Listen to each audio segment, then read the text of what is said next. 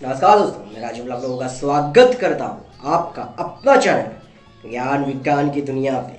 दोस्तों, जैसे कि हम लोगों को पता है कि स्पोर्ट्स के पीछे दुनिया आज पागल सी होकर रखी है। हाँ, हालांकि जो अच्छी बात है, लेकिन इस पागलपन इंसान के ऊपर ऐसे हावी हुआ, कुछ लोग तो समंदर के नीचे गोते खाते हैं, कुछ लोग तो पहाड़ी पे चढ़ जाते हैं और कुछ लोग तो हद ही कर देता है इन भाई सब की तरह।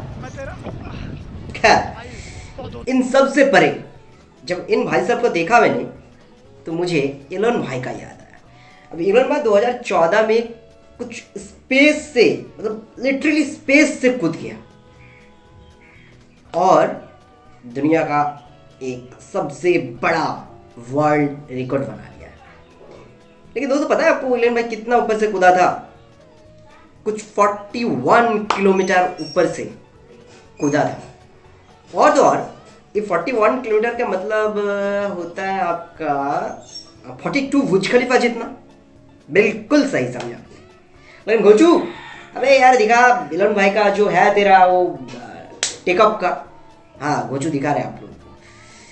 तो भी सवाल ये है कि एलन भाई इतना ऊंचाई आखिरकार अचीव कैसे किया? अरे गोचू दिखा ना। हाँ, दिखा रहे आप लोगों को, दिखा रहे। तो है अबे बेलून से जा रहे, ये भी होता है क्या? तो छोड़िए सब बात, क्योंकि बेलून से तो इतना ऊंचाई अचीव कर नहीं सकते। और दूसरी बात तो है, फ्लाइट भी मैक्स टू मैक्स 12 किलोमीटर तक ही जा सकता है। तो ऐसे भी अपना डिस्कशन का टॉपिक है नहीं, तो चलिए आगे बढ़ते हैं आज की डिस्कशन का टॉपिक पे। हाँ तो दोस्तों, अगर कोई इंटरनेशनल स्पेस स्टेशन, क्या तो इंटरनेशनल स्टेशन नहीं वाला गोचू खींच के मारेंगे, इसलिए तुमको बताया जाओ, बचपन से पढ़ा करो। तो इंटरनेशनल स्पेस स्टेशन वो होता है, आप लोगों को जानकारी के लिए बता देता हूँ। इंटरनेशनल स्पेस स्टेशन धरती से कुछ 300 से 400 किलोमीटर ऊपर एक स्पेस स्टेशन है। अरे गोचू, एक बात याद रखियो, स्पेस स्टेशन मतलब स्टेशनरी नहीं है वो भी कुछ 27,680 यानी 27,680 किलोमीटर पर आवर्स के हिसाब से धरती का चक्कर काट रहे हैं। और एस्ट्रोनॉट लोग जब भी स्पेस में जाते हैं उससे पहले कुछ देर के लिए वहाँ पर अय्यासी करते हैं। तो खैर जो भी है, तभी सवाल ये उठता है, अगर कोई वहाँ से कूद गया तो क्या होगा? तो एक्सपेरिमेंट के लिए एक नॉर्मल सी बात तो ये है कि अपुन तो नहीं कूदने वाला है भाई। तो अभी कौन कूदेगा? वो कूदेगा? ये भी नहीं कूदेगा क्या आदमी? अब ऐसे भी लाना था तेरे पे। तो आइडिया, चलिए एक डमी बनाते हैं और उस डमी को भेजते हैं स्पेस स्टेशन में। लेकिन अभी सवाल ये है, भाई भेजेंगे कैसे? तो भैया ज़्यादा टेंशन लेने का नहीं रब्बा, बस टेंशन देने का। तो थॉट एक्सपेरिमेंट के लिए, मतलब मान लो एलन भाई राजीव भाई का खास है, तो उधारी में एलन भाई से एक रॉकेट ले लिया। अबे बचो, बढ़ाओ डमी को। हाँ, रॉकेट में बैठ गया हमारा डमी। अरे ये लो, लैंड कर गया इंटरनेशनल स्पेस स्टेशन में। अभी करना क्या है, इसको कुदाना है ना। बड़े तेज हो रहे हो, देखो देखो देखो, कूदने के लिए तैयार। तो गजू चल काउंट कर, 3, 2, 1 जंप। अबे ओ तेरी, अबे गुचू ये क्या हो गया? ये तो अपना डमी खुद घूमने लग गया स्पेस स्टेशन के साथ। ऐसे कैसे हुआ? अच्छा, वो बचपन वाला थ्योरी काम कर गया। साला फिजिक्स का यही पंगा है, यूनिवर्स का हर जगह पे काम करता है। हाँ दोस्तों, बिल्कुल सही सुना। क्योंकि आप लोगों ने हमेशा एक चीज़ तो फील किया होगा कि जब बस या फिर ट्रेन के अंदर आप लोग बैठते हो तो लगता है कि आप स्टेशनरी हो, लेकिन जैसे ही आप उतरने जाते हो ट्रेन से या फिर बस से, तो उतरने के बाद सामने थोड़ा सा दौड़ना पड़ता है, नहीं तो मुंह के बल गिरोगे आप। ये तो एकदम नॉर्मल सी बात है। तभी अपना डामी के साथ भी वही हुआ। जब इंटरनेशनल स्पेस स्टेशन के अंदर वो था, उस टाइम पे उसका स्पीड भी कुछ 27,680 किलोमीटर पर आवर के हिसाब से था। अब जैसे ही वो बाहर कूदा, अब हम लोग के साथ क्या होता था कि ट्रेन के नीचे तो भाई जमीन है ना, तो थोड़ा सा चल के हम लोग अपने आप को मोमेंटम को रोक लेते थे। लेकिन यहाँ तो स्पेस है, वहाँ पर तो कुछ भी नहीं है। तो यही वजह है अपना डमी स्पेस स्टेशन के साथ भागने लग गया, धरती का चक्कर खाना लग गया। तो इस सवाल आए, अगर वो डमी अगर धरती का चक्कर काट रहा है तो कितना दिन तक कटेगा? नहीं, दिन नहीं, मतलब कि आप ये पूछे कितना साल तक कटेगा। और ये कोई मनगढ़ंत कहानी नहीं है, कैलकुलेशन से प्रूफ है कि कितना साल तक वो घूमेगा। क्योंकि एग्जाम्पल के तौर पर आप ये ले लीजिए, 2018 को चाइना का स्पेस स्टेशन था जो गिर गया। अब चाइनीज माल था, बस गिर गया। लेकिन ऐसे ही नहीं गिरा, जैसे ही वो टूटा 2 साल तक वो घूमते रहे। उसके बाद अचानक से गिरा। तो अभी क्या होगा यार, एक्सपेरिमेंट फेल। मैं हूं ना, ऐसे कैसे फेल होगा? अब चलिए मान लीजिए कि हम कुछ ऐसा सूट बना लिए जिसमें एक थ्रस्टर हो और हमारा डमी को पहना दिए। अभी ऐसा सूट कौन बनाएगा यार? वो जो कोई पता है तेरे को? उत्तरी, अरे टोनी भाई अपना, टोनी स्टार्क। हाँ, आयरन मैन, उसी का सूट उधारी पे ले लेते। इसमें क्या? तो वो जो टोनी भाई का कॉल लगा। हाँ टोनी भाई, कैसा है? अरे यार वो अपन को एक तो थ्रस्टर वाला सूट चाहिए था, एक तो भेज दो ना। अच्छा दे रहे हो?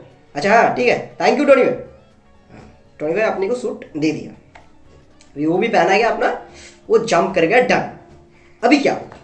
जैसे ही जंप किया, थ्रस्टर लगाया, हम रोक तो गए, तो बस प्रॉब्लम सॉर्ट आउट। नहीं, थोड़ा और रुकिए, छोटा सा एक प्रॉब्लम है। अभी जैसे जंप किया, अभी अपना डमी रुक तो गया, लेकिन स्पेस में यूवी है, एक्सरे है और कॉस्मिक रे है, आपके ऊपर रेडिएशन करेगा, आप उल्टी कर करके वहीं पर खत्म, मतलब मर जाएंगे, एक्सपेरिमेंट बंद हो जाएगा। अरे नहीं रे घोचू, रुक थोड़ा सा। तो मान लीजिए अपना साइंटिस्ट लोग कुछ ऐसा सूट बना लिया जिसमें यूवी रे, एक्सरे, कॉस्मिक रे रिएक्ट नहीं करते। हालांकि हमारा साइंटिस्ट पर हमें पूरा भरोसा है कि ऐसा बना ही लेगा। तो क्या बच जाएंगे? नहीं, छोटी सी प्रॉब्लम है। स्पेस में कुछ 128 मिलियंस कचरा वहाँ पर घूम रहा है, जो कि हम ही लोग फैलाया है, और वहाँ पर कोई स्वच्छ भारत अभियान तो चल नहीं रहा। और वो जो कचरा है कुछ 1 सेंटीमीटर से लेकर 10 सेंटीमीटर तक का जिसका लेंथ है, वो एक शूटिंग बुलेट जैसा घूमता है। तो द मोमेंट एक सेंटीमीटर का कचरा भी आपसे टकरा गया तो आपका चितड़े उड़ जाएगा। Space is not that much safe. तो चलिए, अभी कुछ ऐसा सूट हम लोगों को टोनी भाई दे दिया जिसके वजह से उससे भी हमें कुछ फर्क नहीं पड़ता। हम थ्रस्टर यूज किया, हमें एटमॉस्फेयर में एंट्री कर रहा है। अब एटमॉस्फेयर में एंट्री करते ही क्या होगा? एटमॉस्फेयर में द मोमेंट हम लोग एंट्री करेंगे, हमारा स्पीड ग्रेविटी के वजह से कुछ मिनटों में हम साउंड का जो बैरियर है उसे भी क्रॉस कर जाएंगे और कुछ 3700 किलोमीटर पर आवाज़ के हिसाब से नीचे आते जाएंगे। अभी नीचे आते आते हमारा बाहरी सतह का टेम्परेचर इस डेंस्ड एयर में इतना बढ़ जाएगा कुछ 1650 डिग्री का भी ऊपर, और इस टेम्परेचर में तो भैया लोही भी पिघल जाता है। तभी क्या होगा? हम बस भस्म हो जाएंगे, वहीं पर ब्लास्ट हो जाएंगे। मतलब स्पेस से धरती तक पहुंचना एक टाइप से नामुमकिन है। लेकिन नहीं गजू, थोड़ा सा उखंड में कॉल लगाओ भैया। हाँ बंदर भाई, काय चला? और बंदर भाई अपन को एक तो वाइब्रेनियम का सूट चाहिए था यार। हाँ ठीक है बंदर भाई, अभी मान लीजिए हम लोगों को दे दिया वाइब्रेनियम वाला सूट, तो वो पिघल नहीं रहा है, हम लोग आ गए स्ट्रेटोस्फीयर तक। अभी क्या होगा इसमें क्या होगा? स्ट्रेटोस्फीयर का डेंसिटी जो होता है एकदम कम होता है। तो वहाँ पर जैसे कि आपको पता है कम डेंसिटी में लिक्विड जल्दी से बॉइल होता है। अभी भाई सूट में कहाँ से लिक्विड आ गया? भाई सूट में नहीं है, तुम्हारे अंदर तो है ना, वो जो खून दौड़ रहा है ना, हाँ, तो वो बॉइल होने स्टार्ट होकर आप अंदर ही अंदर सूट के अंदर फट जाओगे। चलो मान लीजिए कि स्ट्रेटोस्फीयर को बस कुछ ही सेकंड में हम लोग क्रॉस कर दिए, तो बच जाएंगे? बचना ही चाहिए भैया, क्योंकि हम अपना ट्रोपोस्फीयर में एंट्री कर रहे हैं, जहाँ पर खुली हवा, ऑक्सीजन सब कुछ मिलेगा। नहीं, इतना आसान भी नहीं है। क्योंकि जैसे कि आपको पता है आपका स्पीड साउंड का बैरियर को क्रॉस कर गया था। स्ट्रॉपोस्फीयर में एंट्री होने के बाद अगर उस स्पीड में आप पैराशूट खोल देंगे तो पैराशूट का चिथड़े उड़ जाएगा, और पैराशूट का चिथड़े उड़ जाएगा तो भैया आप सिंगल पिच में थोड़ी ना नीचे आओगे तो सही, पर सीधा कोमा में पहुंच जाओगे 2-4 टुकड़े के साथ। अभी हम लोग क्या करेंगे, टॉनी भाई का सूट वाला फिर से थ्रस्टर यूज करेंगे और धीरे धीरे धीरे धीरे इन सब बैरियर को क्रॉस करके अगर आप नीचे आ गए तो आपके नाम पे होगा वर्ल्ड का वो इनाम जिसका हकदार हो। तो दैट्स इट गाइस, आपने देखा एक थॉट एक्सपेरिमेंट था, फिर भी कितना डिफिकल्ट था।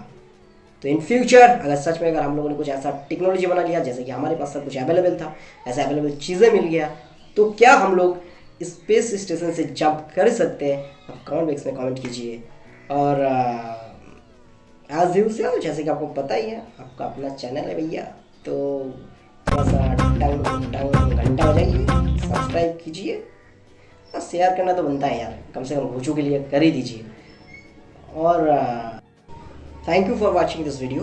आपका बहुमूल्य समय देने के लिए अनेक धन्यवाद। जय हिंद।